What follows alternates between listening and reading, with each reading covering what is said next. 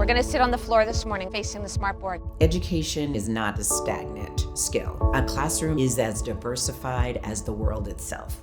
The Brookline Education Foundation raises private funds to fund public school educators of Brookline for professional development, growth, and renewal.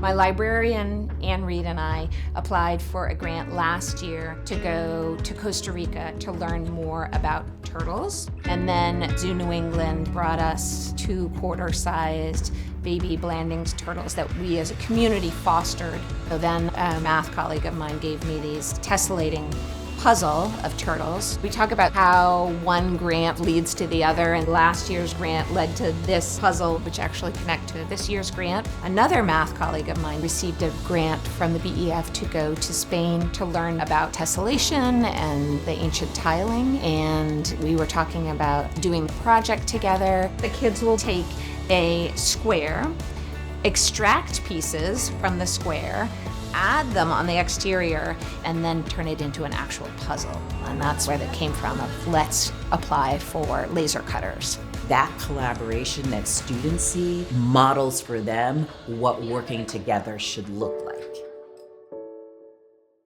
A few years ago, one of my students said, hey, you know about the civil war going on in this country right now where people are fighting each other? Have you not seen the videos? And I was at such a loss of words that I literally went, that's not true, and just kind of scurried to the next table. We call ourselves Warriors Against Misinformation, and it's a grant to help teachers develop skills to work with students on identifying and dealing with all the misinformation that comes their way. How to lateral search, how to spot AI. The News Literacy Project gave us basics of media literacy. One of the ways that I thought most naturally about the integration of this was through our statistics units, the ability to think about what was consistent between pieces of information or sources, and how does that help you make a decision. Educators need professional development to prepare their students for the future, a future that they can't even see.